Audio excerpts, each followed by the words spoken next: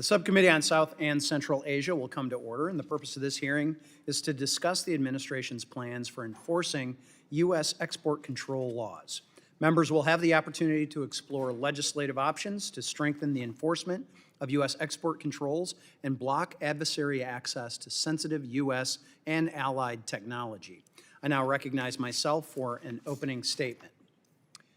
We are here today to discuss the AI arms race against the Chinese Communist Party and our law enforcement efforts to protect America's crown jewel technologies.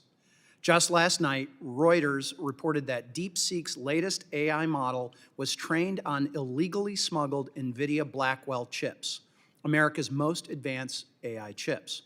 President Trump wisely banned China from getting that chip, but China is finding them anyway. China's AI chips cannot compete with ours, so Beijing is resorting to theft instead.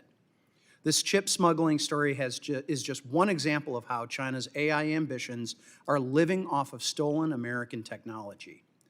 Beijing's AI giants like DeepSeek and Moonshot AI are stealing the intellectual property of America's leading AI labs through a method called distillation. The theft of our AI models is so brazen that when one Chinese model was asked to identify itself after being released this month, it called itself Claude, the name of one of America's leading AI models. China is also smuggling the technology it needs to make AI chips. In 2024, Huawei smuggled components from TSMC to make the equivalent of 1.5 million of its most advanced AI chips. The only reason the U.S. government even learned of this smuggling is because a tech blog discovered it and notified BIS. Huawei's stockpile of smuggled AI chips from TSMC is still paying dividends for China more than a year later. Based on public reporting, it's unclear whether Huawei has produced any AI chips without that smuggled stockpile. We are still waiting to see what TSMC's penalty will be for the worst violation of export controls in American history. The evidence is clear. Without U.S. and allied technology, the CCP would lose the AI arms race. So, Beijing resorts to stealing. But to date, the United States has struggled to fully stop the CCP's AI theft. That brings us to today's hearing. Assistant Secretary Peters is tasked with cracking down on violators of our export control laws. Thankfully, BIS's export enforcement is doing what it can to enforce our rules. On the first day of the administration, President Trump, in the America First Trade Policy Memorandum, instructed his team to strengthen enforcement on our export controls. The administration requested and the House supported a 77% increase to BIS's budget, with most of that going to export enforcement. However, the Senate only agreed to a 23% increase. That is a good start, but it's not where we should be. America's adversaries are working around the clock to circumvent our export controls, and the status quo will not meet the urgency of this moment, is my fear. I look forward to partnering with BIS on this mission, as Congress also plays a major role in this story as well. Yesterday's news of DeepSeek using smuggled chips is only one of many. Every few months, we learn of multi-million or even billion-dollar AI chip black markets in China. Last year, the Financial Times reported that over $1 billion in NVIDIA chips had been smuggled into China in just 3 months. Don't take it from me. In the recent confirmation hearing for the next leader of Cybercom and the NSA, Lieutenant General Joshua Rudd stated, quote, "China is aggressively seeking to acquire advanced AI chips to accelerate its development of AI-enhanced weapons," close quote. I introduced the Chip Security Act to help meet this challenge. The Chip Security Act ensures that AI chips are not smuggled to China by scaling up best security practices, encouraging innovative technologies, and directly supporting the Trump administration's AI action plan recommendations. Without this bill, we can be confident that DeepSeek can never again use, with this bill, we can be confident that DeepSeek can never again use the black market to get the AI chips it needs. This committee is ready to help the Trump administration win the AI arms race against the Chinese Communist Party. We cannot fail in this enforcement mission. Every case that BIS brings against these smugglers is one step closer to ensuring that the free world and not the Chinese Communist Party wins the defining technologies of our time. And with that, I yield back, and the chair now recognizes the ranking member from California, Representative Kamlager-Dove, for an opening statement. Thank you, Mr. Chair, for holding this important hearing, and thank you to Assistant Secretary Peters for being here. Export controls are only as effective as our ability to enforce them, and today's hearing is an opportunity to examine and address the major barriers to better enforcement. Over the past few years, insufficient funding has been one of the most consistent challenges to our export enforcement capacity. BIS has had to execute complex new rules related to Russia's invasion of Ukraine and China's access to AI technologies using outdated IT systems, and only 11 export control officers conducting in-use checks overseas. I'm glad that Congress has finally stepped up and increased BIS's budget by 23% for the 2026 fiscal year. My bill, the Export Control Enforcement Act, would increase the number of export control officers who are the backbone of our global enforcement efforts. With these new resources, I hope BIS's first action is to hire more ECOs in line with my legislation. But funding is not the only ingredient for effective enforcement. The massive scope of BIS's remit means success is only possible if enforcement is treated as a team effort across the interagency in partnership with industry and in coordination with our allies.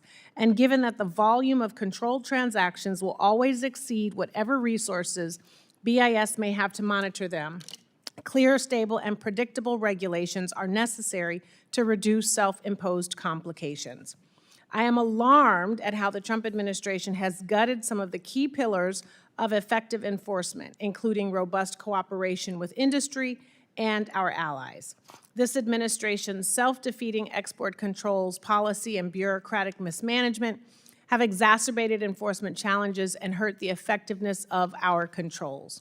First, Trump's erratic use of export controls as negotiating tools are deeply disruptive to the enforcement process. Temporarily imposing controls to gain leverage in trade talks upends enforcement priorities and burns up finite investigative bandwidth. Similar disruptions are caused by BIS's weaponization, making it far more complicated for enforcement officers to identify what constitutes EAR violations. Secondly, this administration has dangerously undermined the multilateral cooperation that is essential to effective enforcement. Partnering with overseas industry and local law enforcement dramatically enhances BIS's ability to prevent and disrupt violations in real time. Yet BIS has gutted the International Policy Office dedicated to managing coordination with foreign counterparts and ECOs abroad. The Bureau also stopped providing technical assistance and capacity building to help countries identify and prosecute illegal diversion after Rubio's foreign aid freeze. Meanwhile, Trump's antagonism toward our allies is undermining our export controls regime. We cannot expect countries to restrict their industry or direct their law enforcement to support our national security priorities if Trump is outright threatening their core territorial and economic interests. We certainly can't expect our partners to take seriously the threat of China's AI dominance while Trump turns around and sells potentially hundreds of thousands of advanced AI chips straight to the PRC. As if pulling back from international cooperation weren't enough, the administration has also reduced coordination with the private sector, which is key to supporting industry compliance. BIS has discontinued regular industry training sessions across the country and effectively shut down many of its technical advisory committees, which it uses to solicit expert input on export controls. BIS also canceled its yearly update conference, which educates over 1,000 companies annually on how to comply with new controls. Finally, it's hard to see how Trump's use of export controls to engage in eye-popping levels of corruption wouldn't defang related enforcement efforts. If a company like G42 is getting AI chips because their chair bought a $500 million stake in Trump's crypto company, can we really be sure that Trump won't interfere in an enforcement action against his business partners? This compromising of our national security is precisely why financial conflicts of interest are illegal and why I sent a letter to the Commerce Inspector General requesting an immediate investigation into this arrangement. I hope today we can have an honest conversation about the obstacles that need to be addressed to improve our enforcement efforts. I look forward to a robust discussion, and I yield back. Gentlelady yields back. I am now going to request unanimous consent to enter into the record 3 articles, one from the Wall Street Journal, the Underground Network Sneaking NVIDIA Chips into China. The other, the New York Times, with smugglers and front companies, China is skirting American AI bans. And the third from the Financial Times, NVIDIA AI chips worth $1 billion smuggled into China after Trump export controls. Without any objections, so ordered. The other members of the committee are reminded that opening statements may also be submitted for the record, and we're pleased to have Assistant Secretary of Commerce for Export Enforcement for the Bureau of Industry and Security at the U.S. Department of Commerce, the Honorable David Peters, before us today. The committee recognizes the importance of the issues before us and is grateful that you are here to speak with us today. We know that you were confirmed, I believe, in October. We had a then 43-day interruption of government operations, which I'm sure did not help your work, or frankly, it didn't help our work. But here we are today, and we're glad that you are here. Your full statements will be made part of the record, and I'll ask to keep your spoken remarks to 5 minutes or so in order to allow time for member questions. So with that, I now recognize Assistant Secretary Peters for an opening statement.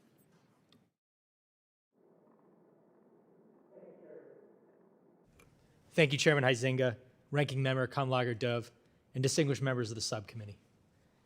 I appreciate the opportunity to testify today. Among its many responsibilities, the Department of Commerce's Bureau of Industry and Security, or BIS, is charged with the civil and criminal enforcement of the nation's dual-use export control laws. The stakes of this mission have never been higher. Our adversaries are determined to gain access to our best dual-use technologies to erase America's economic and military preeminence. Export enforcement, or EE, stands at the forefront of protecting America's technological edge. And under the historic leadership of President Trump and Secretary Lutnick, enforcement today is stronger than it's ever been. The Offices of Export Enforcement and Enforcement Analysis, both components of EE, are staffed with highly skilled federal law enforcement agents and intelligence analysts. Though under-resourced, EE punches well above its weight. For example, we recently secured high-profile indictments and arrests in the Southern District of Texas and the Middle District of Florida of individuals and entities engaged in smuggling and unlicensed exports of advanced AI chips and GPUs. Additionally, recent trial convictions, including one just last week in the Southern District of Florida, and sentences throughout the country for export control violations demonstrate the quality of our criminal investigations.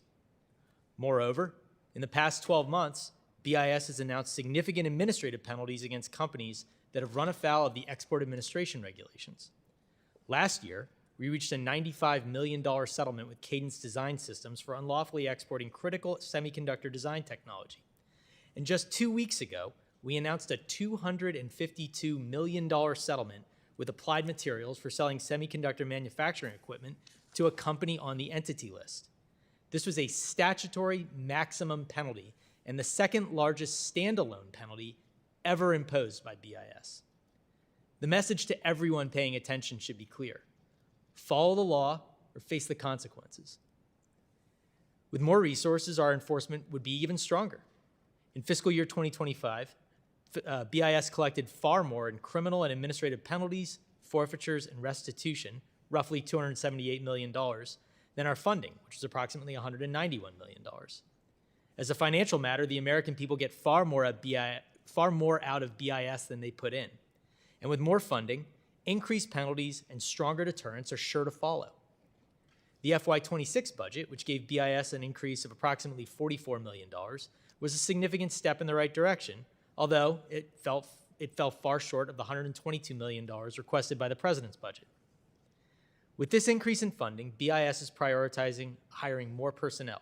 That means more agents, more analysts, more overseas export control officers, as well as obtaining advanced analytics and threat-relevant training programs.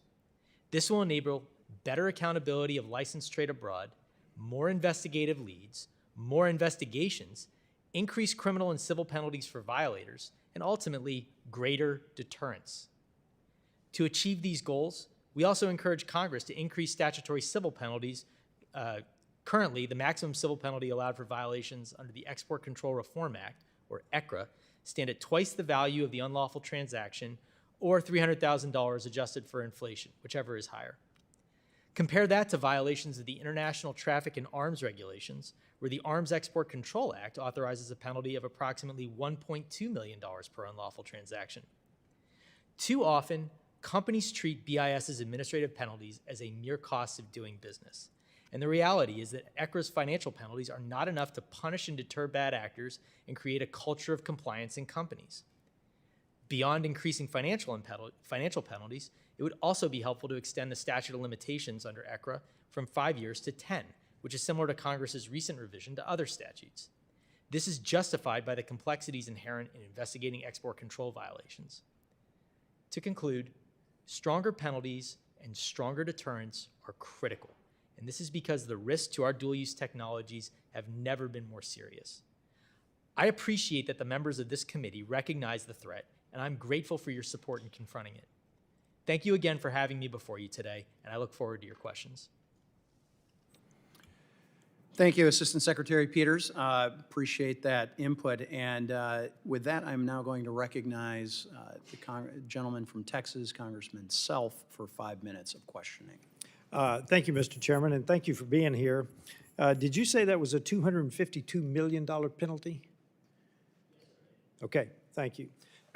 Look, we know that both TSMC and NVIDIA, TSMC has smuggled chips. NVIDIA has always builds chips just under the threshold that Congress sets. So with that, I'm concerned about the gaps in our export controls. And I agree with you, they're too far, they're too low to deter bad behavior. My ECRA Penalties Increase Act, I want to go directly to a comment you made. It increases it from 2 times to 4 times the basis of the transaction, and the base penalty from $300,000 to $1.2 million. Now that may level it up, but we're talking about vast sums in these chips if they get exported. Is that enough in your mind to deter bad behavior? Thank you for the question, Congressman. I appreciate your work on this bill, and I appreciate your support for increasing these penalties. As I stated during my testimony a moment ago, increased penalties are really key here, in and amongst other tools, to make sure that we are creating a culture of compliance and establishing what is critical, that is effective deterrence. Listen, 4 times the value of the unlawful transaction is certainly a good place to start, but I'm not entirely certain it's where this discussion should end. I do think that there is, potentially a sweet spot where if the penalties get too high, it discourages our voluntary self-disclosure program, but 4 times the value of the unlawful transaction, I really believe is where we ought to be starting this conversation, if not dramatically higher. Okay, have you seen any evidence of companies actually pricing in the cost of violations into the cost of doing business? Do you see that? I don't know if I'd say the evidence that I've seen in our ongoing enforcement actions shows directly that they are pricing in the cost of potential enforcement. What I do see, and without speaking about any particular case or company, is just an underinvestment in compliance and due diligence, know your customer procedures, and that reflects in the nature and I'll call it quality of the violations that we see. Stuff that you would have to imagine with an effective compliance program just simply wouldn't happen. Okay, I want to go to the affiliates rule because you BIS rolled out the affiliates rule last year, I believe, to crack down on it. Now, that basically is a parent company. If it's blacklisted, then all subsidiaries that are owned 50% or more. My Stop Shells Act wants to codify that, but we've got to understand that goes 2 or 3 or 4 levels deep. Can you address the affiliates rule for us does it help our export controls? And would this bill help? Because the Stop Shells Act is you've got to go that deep sometimes to figure out if it's an affiliate or not. Again, thank you for the question, and I appreciate your support as reflected in your interest in this legislation. What I'd say is, if we take the affiliates rule is potentially a significant tool. What I'd also say, however, is that separate and apart from whether the affiliates rule or some version of it exists, companies still have due diligence requirements, they still have compliance requirements, they still have an obligation to know who their customers are. So my message would be, we need to start beyond whether the affiliates rule is currently in effect or not, and focus specifically on the due diligence obligations of the companies that are purporting to do the exports. What does this mean? Do you know who your actual customer is? Do you know who your customer's customer is? To what extent is your compliance program designed to catch potential entity-listed companies already on the entity list getting access to your materials, or potential military end users? Okay, so what gaps remain? Let's say we talk about increase the penalties, we talk about the Stop Shells Act. What gaps remain to evade the 50% ownership? Well, Congressman, I think another important issue is one that I referenced during my opening statement, and that is the extension of the statute of limitations. As should come as no surprise, these investigations are inherently international. They are very complex. They tend to be very document heavy. And to the extent that we're trying to gather evidence from overseas, although 5 years seems like an extended period in which to get enough evidence to finish an investigation, oftentimes that may not be the case. Thank you for your answers, Mr. Chairman. I yield back. Gentleman's time has expired. With that, the chair now recognizes the ranking member, Sidney Kamlager-Dove, who represents the home of the next Olympics, where we will see, once again, great American victory. So, That's right. With that, for 5 minutes. Oh, that's so nice. Thank you, Assistant Secretary Peters. Do you know how many Blackwells have been sold to G42? Sitting here today, Congresswoman, no, I don't know the exact number. Okay, do you know how many H200s have been sold to Chinese end users so far? My understanding is that so far none have been sold. So far none, okay. Well, that's interesting because there have been different reports with different numbers. So I actually think that is important for a department to know that has enforcement control authority. So once you get that information, it would be great if you could share that with this committee. Do you know how BIS is able to determine if a Chinese company has violated the restrictions as they are laid out, and how you're able to determine if a Chinese company is being truthful about its customers and their end users? Well, thank you for the question, Congresswoman. I appreciate it. Again, as the official responsible for enforcement, our authorities derive primarily from the Export Control Reform Act as well as the EAR. We have a number of law enforcement tools and information gathering tools available to us. These start in many instances with our overseas export control officers, about whom you referenced during your opening statement, and I appreciate your attention on the role that they play. We also have access to a variety of sources of information, some publicly available, some on the classified side, and that drives a considerable amount of our analysis of whether there are potential violations of law.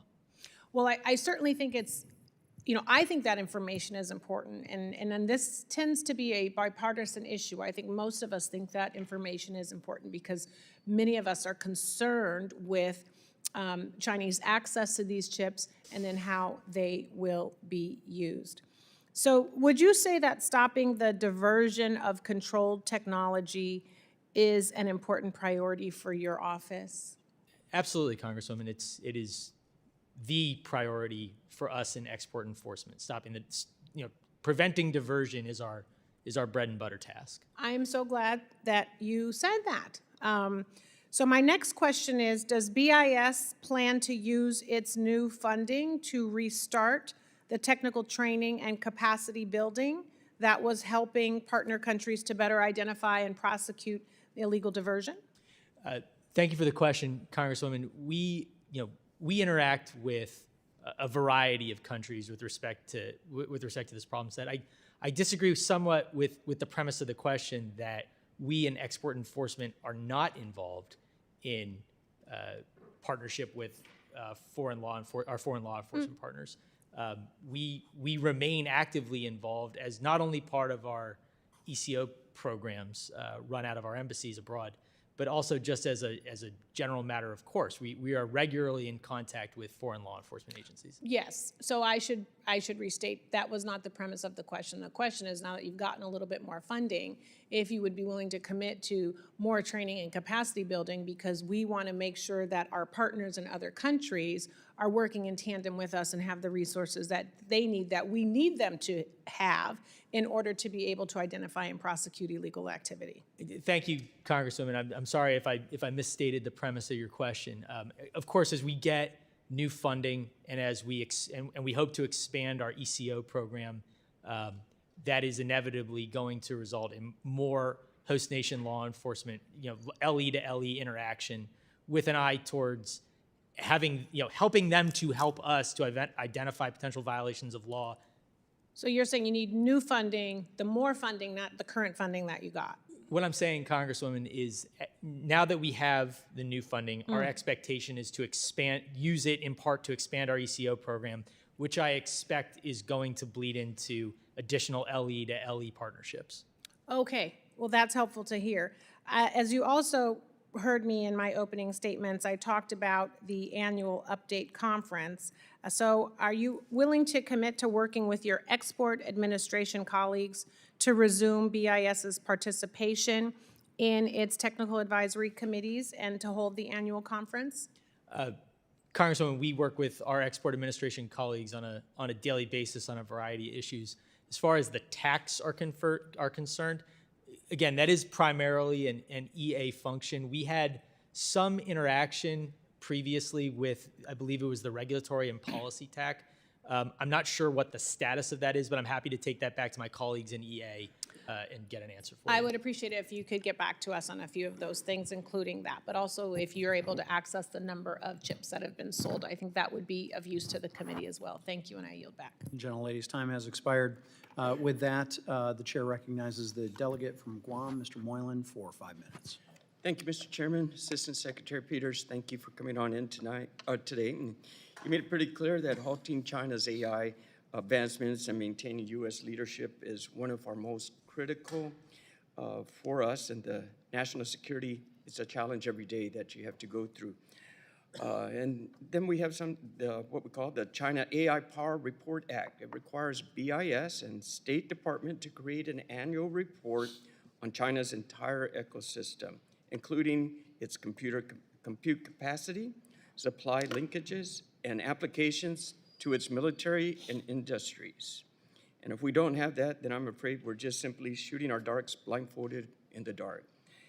The challenges we need to address is recruiting and retaining people who understand their national security imperatives, but also have industry knowledge and technical expertise. Just last month, a federal jury convicted former Google engineer Liang Ding for stealing thousands of pages of documents on Google's AI trade secrets. While stealing those secrets, he worked to stand up a new technology company in China to use that exact stolen Google tech. So, Mr. Peters, what are some of the lessons learned from that case, and what sort of precautions should our technology companies have to reduce insider risks for stealing our technology? Well, thank you for the question, Congressman. Again, part of our core responsibility within export enforcement is to make sure that we are in regular communication with companies, answering questions that they have about how to best comply with the Export Administration regulations and their obligations under ECRA.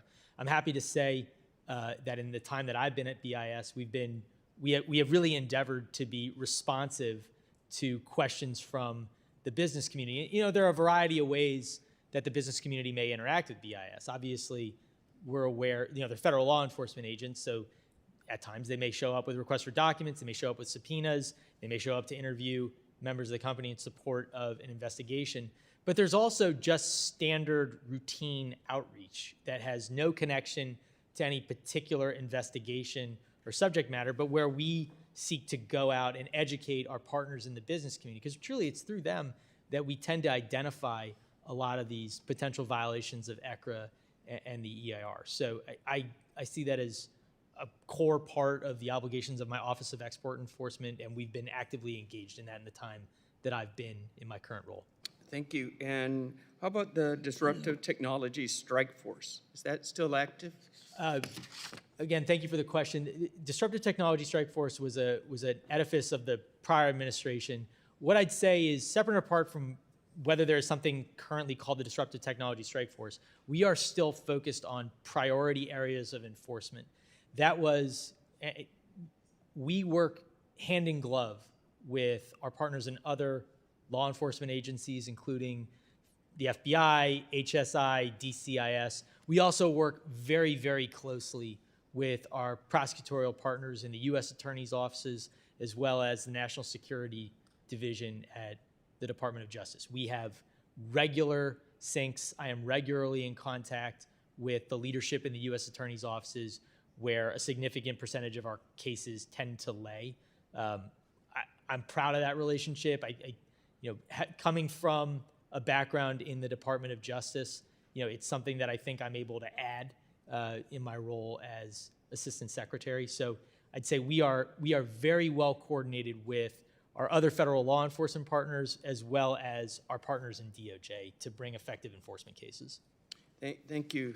And you mentioned export enforcement, is how important that is, and why it's we welcome, which is why I welcome the 23% budget increase in FY26. But data packages and tools have been essential for technical insights, and they are what reveals the gap in our enforcement. So beyond the budget marked for supporting more agents, how is BIS budgeting for data collection tools, analysis, and IT modernization?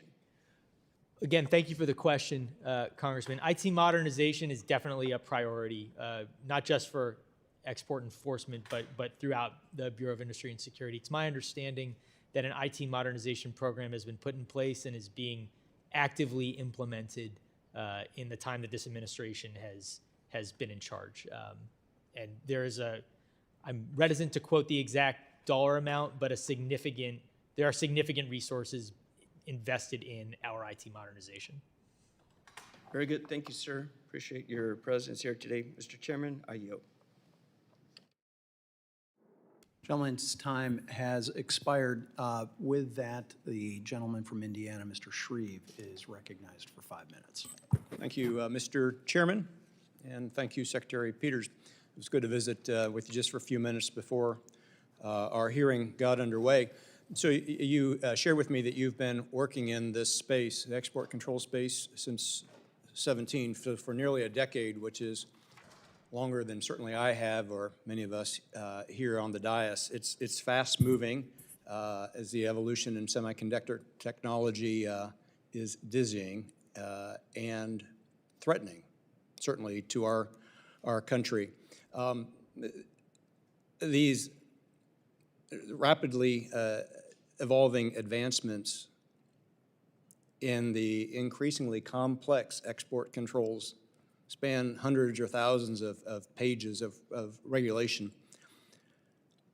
It's hard for congressional staff and certainly even members of Congress to interpret the intricate rules of BIS, and I'm concerned that our export control officers also will face difficulties in consistently applying them.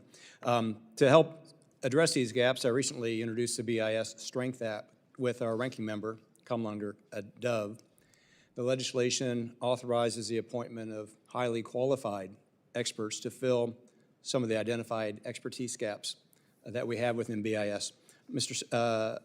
Peters, my question for you is, while it's clear we need to bring in additional expertise in this fast-moving space, what steps are you, as your department, taking to ensure that our current export control officers understand these complex regs so they can effectively administer and enforce them? Thank you for the question, Congressman. I really appreciate your interest in this area, which is obviously very important to us. I think there's an important distinction to be made between our domestic special agents who are, badge and gun carrying federal law enforcement agents, and our export control officers who are located abroad. Our export control officers, not all of them, but many tend to be have a law enforcement background, often within the Office of Export Enforcement. Like many of them are special agents from OEE who apply for the opportunity to go abroad and fill the ECO program. So what I'd say is, to answer your question directly, as far as the ECOs are concerned, these are by and large men and women who have spent many years enforcing ECRA and the EAR and its predecessor statute as line agents domestically. They're very, very knowledgeable about the regs. They're often responsible. As I stated earlier, we partner with other federal law enforcement agencies, not in every case, but almost every case. And often it's incumbent upon us to make sure, say, our partners at HSI or the FBI or DCIS are familiar with the regulations that we're attempting to enforce against potential defendants. So as far as I have great confidence that our ECOs abroad are there with an already established strong foundation in the rules that they're there to enforce.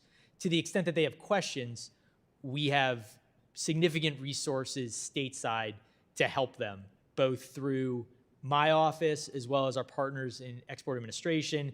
We also have access to our Office of Chief Counsel within the Bureau of Industry and Security. Well, I take some comfort in hearing of your confidence level. It would seem to me that it'd be extraordinarily difficult to keep up with the subject matter expertise, but I appreciate knowing that you've got that confidence as you're much closer to it on the ground. I wanted to turn briefly to Iran specifically and their use of restricted components for UAVs, including the Shahed drone. The Iranian UAVs have been deployed both directly and indirectly by groups against Israel and our U.S. partners. It poses a significant security risk, particularly given our country's heightened presence in the region. Secretary Peters, what steps is BIS taking to disrupt global networks that supply components such as these microelectronics and navigation systems to Iranian UAVs, please? Well, again, thank you for the question, Congressman. This is among our chief areas of enforcement, is to prevent our technology from winding up in weapons that could potentially be used against our allies as well as our own forces abroad. What I'd say is we take a priority approach to our enforcement buckets. The Iranian question is among the top of our priorities, and we have all of the same tools available to us under ECRA and the EAR to enforce against violators in that space as we do in other spaces. So typically, leads will come in suggesting the diversion of microelectronics, GPUs, and so on and so forth to problematic end users, potential military end users, companies on the entity list, and we investigate them in many of the same ways as we investigate other matters that fall within our charge. Thank you. My time's expired. Gentleman's time has expired. With that, the gentleman from New Jersey, Mr. Kane, is recognized for 5 minutes. Thank you, Mr. Chairman, and thank you, Assistant Secretary Peters, for being here today. China is notorious for its efforts to obtain illegal access to American innovation, often by invading export controls. Its efforts to steal America's innovative technology and gain a foothold in the AI race must be thwarted. I look forward to hearing from our witness today about how we can continue to strengthen America's export control regime, shoring up America's technological edge, and ensuring that America wins the AI race. Mr. Peters, a June 2025 article from the Center for New American Security indicates that China has been evading the U.S. export control regime to smuggle somewhere between 10,000 to to several hundred thousand AI chips into China in 2024 alone. I know that at BIS, you are working hard to reduce these numbers. Can you share the primary means through which you investigate and address export control violations? Yes, I'd be happy to, and thank you for the question. I'm pleased to see your interest in this area. Obviously, it's very important to us. We, again, as I said a moment ago, we have the full complement of law enforcement tools and authorities available to us under ECRA and the EAR for this problem set, as well as every other problem set to which we are addressed. Generally speaking, the process is not dissimilar from that which our other federal law enforcement partners engage in. That is, we receive leads. Those leads get assigned out to an appropriate field office. An agent takes charge of it. They do an initial investigation. They'll work the case to a point where they believe they have enough to go to a United States Attorney's Office to open up and potentially gain access to a grand jury, and then issue additional process out of the U.S. attorneys through the prosecutors in the Department of Justice that they would, that our law enforcement partners and other agencies would in any other kind of case. What perhaps makes us unique, not only our office of enforcement analysis, in which we have internal intelligence analysts and access to trade data. We also have, as I've mentioned several times throughout this hearing so far, the advantage of our export control officers overseas. And although they are, currently few in number, and we hope to fix that soon with the money that we've received, the information that they get through end-use checks is invaluable. And it feeds what I like to refer to as a virtuous cycle of information that's not only relevant to my partners in export administration, my colleagues in export administration, but also to our law enforcement investigations, be they criminal or civil. And you bring up, Congressman, the issue of AI chip diversion. And I'd like to direct your attention to a December 8th, 2025 press release out of the Southern District of Texas related to a matter that we call Operation Gatekeeper, in which we have arrested several individuals responsible for smuggling hundreds of millions of dollars of AI chips and GPUs to the places that you mentioned as areas of concern. But the violation was not discovered by BIS, but by a small tech blog originally. So the question here is, you've issued the Foundry due diligence rule, which significantly enhances BIS's ability to ensure that Huawei and other Chinese networks are not illegally using front companies to gain access to TSMC's advanced manufacturing capacity. Is that enough? Is that strong enough? The Foundries, again, I think it's important to understand the functionality of BIS. Export administration, my colleagues in export administration are solely responsible, I should say, for issuing policies and rules. On the export enforcement side, we are responsible for enforcing those rules. I want to answer your question. I do want to go back to Operation Gatekeeper for a moment, if I could. I will go back and check this to make sure I'm providing you accurate information. It's my understanding, however, that investigation did not initiate from a Tech Insights blog. That may be a reference to another matter. In either instance, we investigated that case with our law enforcement partners and secured vital cooperation from an initial defendant that led to arrests in And is the due diligence, Foundry due diligence rule strong enough? The Foundry due diligence rule is one of many issues that we are addressed to. We are always looking and working with our colleagues in export administration to make sure we have the best possible rules to attack these problems. Thank you. I yield back. Gentleman's time has expired. With that, I'll grant myself my 5 minutes. It's interesting. Today's sort of been national security through the various levers of trade and commerce. This morning, we had Undersecretary of State for Economic Growth, Energy, and Environment, Jacob Hellberg, in, sitting where you're sitting to testify on the advancing national security through commercial diplomacy. Here we are talking today about some of those levers of enforcement of those things. And I'm assuming, as you can tell by my opening statement, I'm especially worried about the extensive smuggling of AI chips to China in violation of our export control laws. Just in November and December of last year alone, we saw 2 major cases against smugglers of our advanced AI chips come to light, and thank you for your work in trying to bring those smugglers to justice. Despite ample U.S. government and public reporting evidence to the contrary, some companies say that they see no evidence of chip smuggling, which seems a little hard to believe. But Assistant Secretary Peters, from your perspective as the chief enforcer of our AI export controls, is chip smuggling real? Simply put, yes. There is chip smuggling. It is going on. We are actively addressed to this problem. It is among our top enforcement priorities.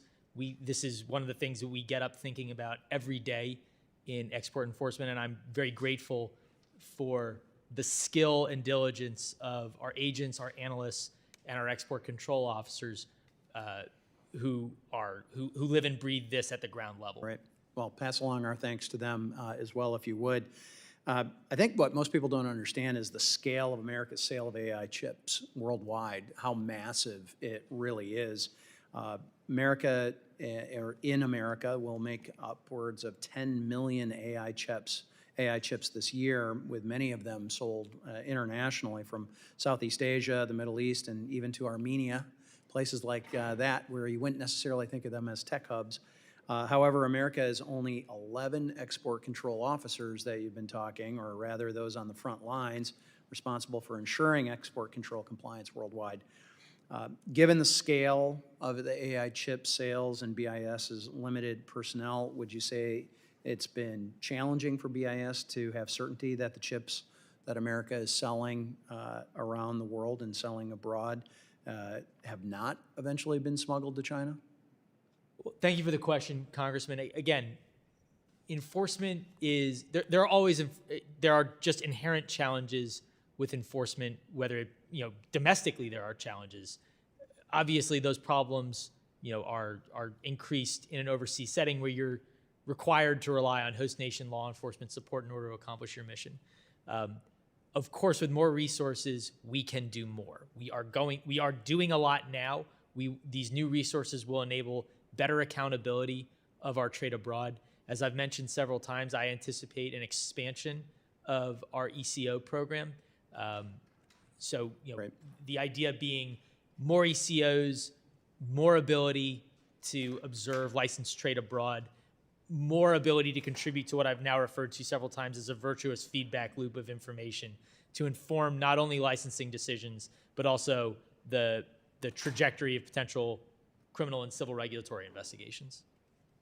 Great, and to be frank, it's one of the reasons why I introduced the Chip Security Act, H.R. 3447, which would create security mechanisms within those chips and within the technology, and give BIS hopefully some more confidence that when our chips are sold abroad, that they do not end up in the hands of the Chinese Communist Party. That was one of the things that was discussed this morning. Was some of the technology announcements. I believe it's G42 out of UAE that announced that they're able to put that technology into the chips. And I think we're all trying to build towards certainty of making sure that we know where those chips are. Are they in the hands of the intended recipients, or are they being used for malign purposes? So with, I don't know if you have anything quickly that you want to add on that. Otherwise, hopefully the gentlelady from Florida has been settled in and is able to take her 5 minutes. So unless you have something very quickly you want to add to that. No, Congressman, again, we appreciate your interest in this area and your support in ensuring that we are better able to do our job. As I sit here today, I'm probably not familiar enough with the technical capabilities to perform the action that you just described, but it's something that I'm certainly open to learning more about and working with your office. Great. With that, I yield back.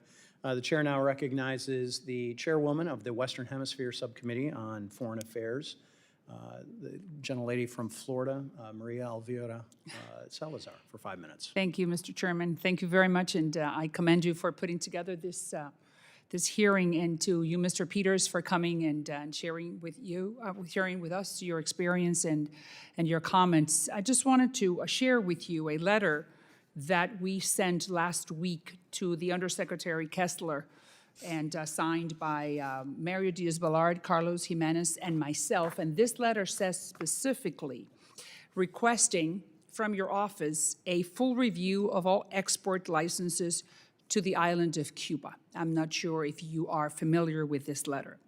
And the reason why we did this, Mario Diaz-Balart, Maria Salazar, and Carlos Jimenez, or Carlos Jimenez and myself, Maria Salazar, is because there is a new elected official in the city of Miami, the city that I represent, called Dariel Fernandez, who is the tax collector. And thanks to him, he went over and beyond his call of duty, and he was able to discover that there were general licenses granted by OFAC and by your office, BIS, to export items to the island of Cuba. And he was able to discover that the United States government has allowed for Ferraris, Rolls Royces, Maseratis, jacuzzis, jet skis, golf carts to be exported to Cuba. A country that has, the average Cuban does not have water, electricity, does not have food, medicine, and they don't have freedom.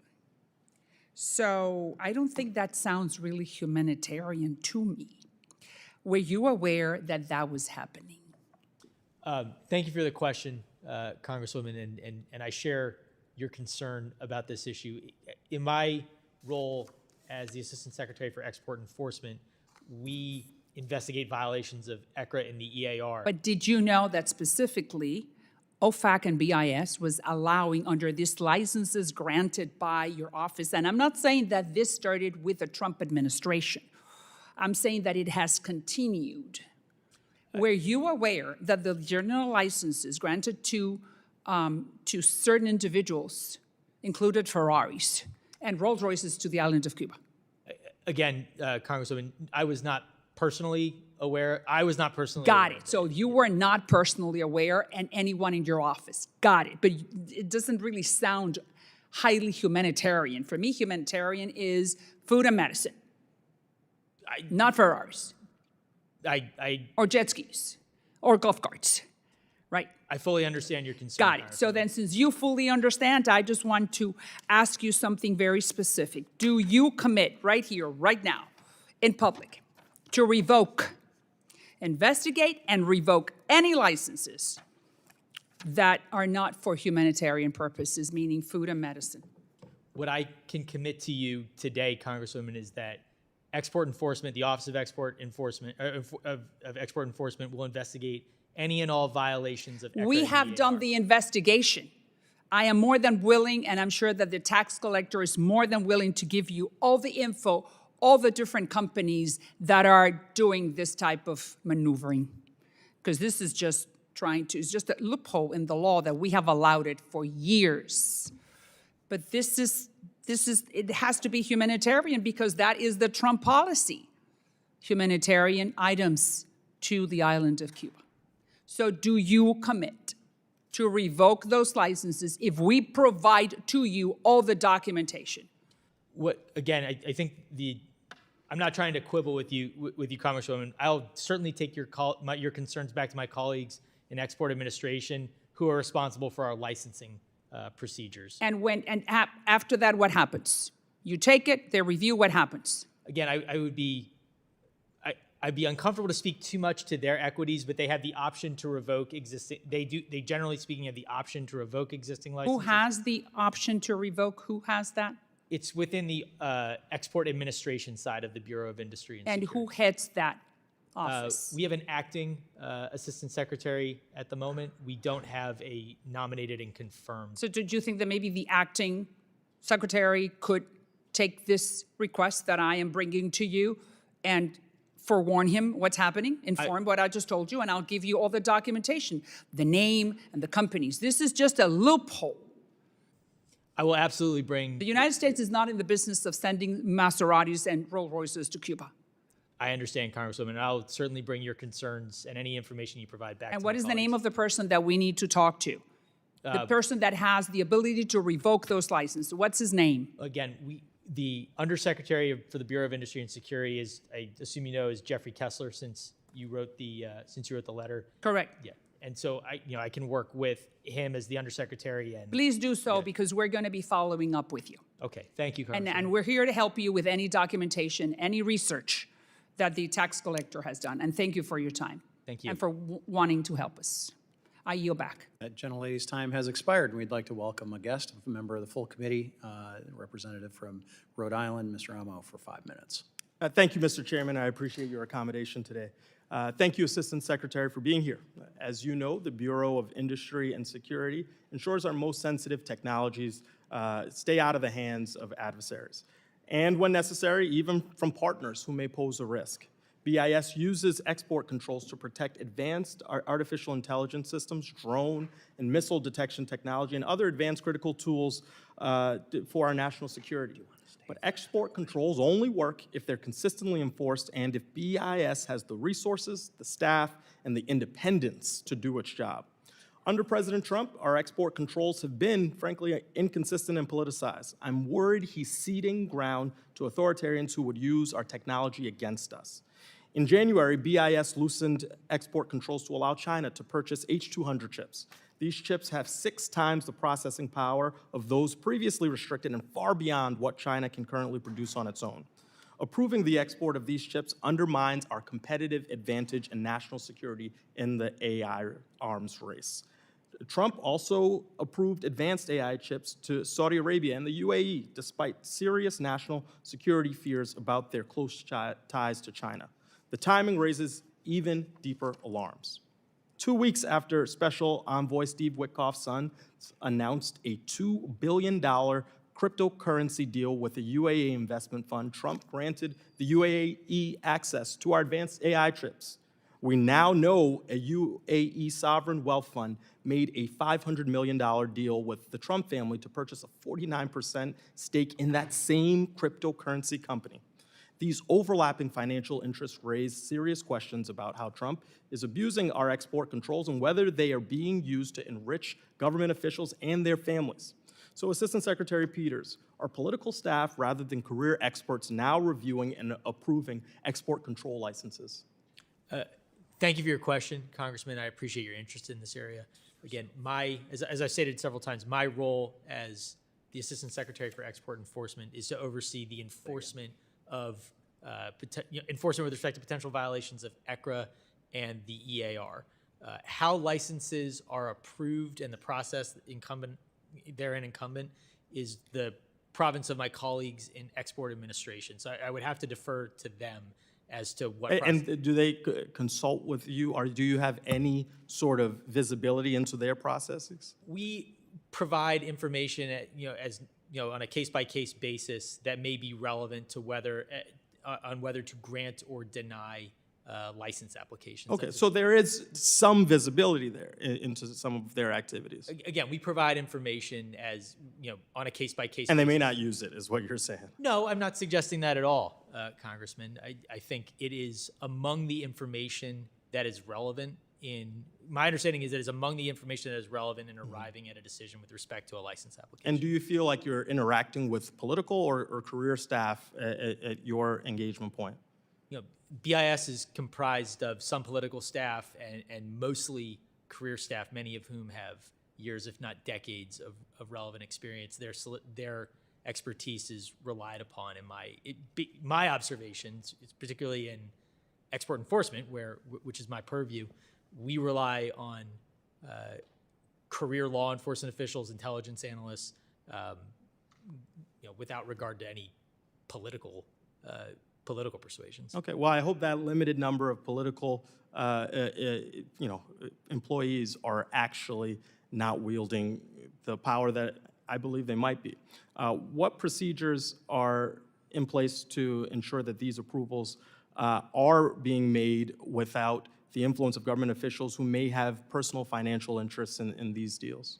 Again, Congressman, two points. One, I disagree, or I take issue with the premise of the question that anybody in the Bureau of Industry and Security is acting in an inappropriate way. I've seen nothing to suggest that that is the case. Again, it sounds like your question is one of policy and process for license applications, and again, I would have to defer to my colleagues from Export Administration in that regard. Okay. Well, look, the premise of the question is based on the fact that there are folks who are making money off of these deals, and it just so happens to be that they're related to officials in the administration. That may not be under your control directly, and I certainly won't lay that at your feet, but I will say that it is essential that we don't see the abundance of corruption that the American people perceive is occurring. And so to all the officials who have a connection, we should look very clearly, and they should know that we're looking. They're certainly subject to our oversight, and we have to ensure that there isn't any corrupt action taking place. And with that, I yield back. Gentleman's time has expired. It was my intention, and we had some agreement to do a second round. I may be the second round, if that's okay with you. Want to ask about a recent investigation by the China Select Committee, which revealed that NVIDIA has engineers in China that work closely with Chinese AI labs like DeepSeek. These engineers can get in-depth access to data centers and help troubleshoot DeepSeek's AI model training runs. General Prohibition 10 of the EAR prohibits companies from even facilitating another person's violation of U.S. export controls. If DeepSeek is violating U.S. export controls by using Blackwells to train their models, as has been reported, are these NVIDIA engineers at significant risk of violating General Prohibition number 10?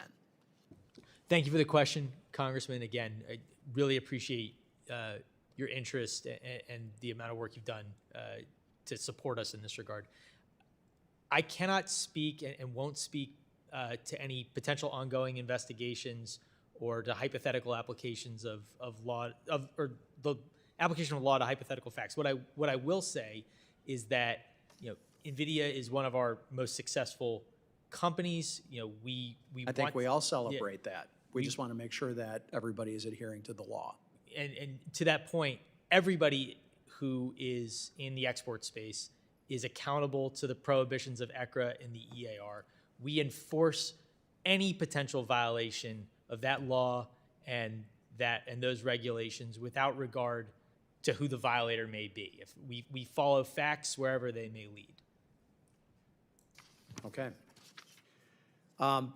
One of the key roles export enforcement plays is in conducting end-use checks worldwide, in which BIS ensures that technology that is sold goes to where it actually should be arriving. But China places major roadblocks to these end-use checks, such as by requiring Beijing's pre-approval before checks and by including PRC government officials to tag along on those checks. That's my understanding. Is that your understanding? Not unlike other countries, Congressman, in which we perform end-use checks, Yep. It is often the case that host nation law enforcement or host nation government representatives accompany ECOs on end-use checks. And I'll just note that oftentimes that is to the benefit of the ECO in order to garner cooperation from the target of the end-use check. Okay, great. As long as those tag-along agents are actually interested in forcing that cooperation, that would be my observation. Well, the wait times, my understanding is the wait times between U.S. government's request for an end-use check and the PRC government's approval has sometimes stretched well over a year, if it has been approved at all. So how many, you started to address some of this, how this works, but how many end-use checks did BIS conduct in China last year? And what do China's policies around end-use checks tell us about what conditions we should put around our sales to China? And finally, when was there a bilateral agreement between America and China that governs end-use check access negotiated? Again, thank you for the question, Congressman. I don't have the exact number of end-use checks performed in PRC in Hong Kong last year. I'm happy to take that question back and Please, and see if I would can- expect an answer on that. Yeah. You know, and I want to make sure I'm answering. Could you please repeat the second part of your question? Just so Sure. So, okay, I want to start with the last part, which was, when was the bilateral agreement between America and China that governs end-use checks access negotiated? The last agreement that I am aware of was from the previous administration about the timing of scheduling end-use checks and potential consequences for not scheduling them. What I will say in that regard is I've seen I've not received information that suggests that we are being frustrated in our ability to conduct end-use checks in the PRC or anywhere else. If that exists, it would be certainly news to me, and I'd be addressed Does to a it. year seem reasonable? For My approval? No, Congressman, it doesn't. But my understanding is at present, that's not the amount of time it's taking to schedule an end-use check. So are you asserting that this bilateral agreement solved some of those issues that were reported? What I'm asserting, whether or not it solved it, is to one side. What I'm saying is I've not yet seen evidence or been presented with a scenario where that much time has passed when we've requested an end-use check. And one last question. Are you planning on doing an end-use check on SMIC? Again, Congressman, I understand the interest. It would not be appropriate of me to forecast in a public setting where and against whom we would do end-use checks, but I'm happy to work with your office and provide information as requested. That would be appreciated, and I'd like to have a better understanding of the bilateral agreement if we could get together on that, because I want to make sure that hypothetical, whoever you may be requesting that end-use check on, that it's done in a timely manner. A year does not seem like a timely manner in my mind. My time has expired, and again, I do want to say thank you. We deeply appreciate your time, your effort. We know, as a former staffer myself, I know that voluminous book in front of you just didn't appear unless it was AI generated. I'll let others address that or not. Staff are shaking their head. No, it's not, as I know it wasn't. But I just want to say thank you. We do appreciate your valuable testimony, and to the members for their questions. The members of the subcommittee may have some additional questions or follow-up questions. You've heard some from Congresswoman Salazar and others. We'll ask you to respond to those in writing. Pursuant to committee rules, all members have 5 days to submit statements, questions, and extraneous materials for the record, subject to the length limitations. And without objection, the committee stands adjourned.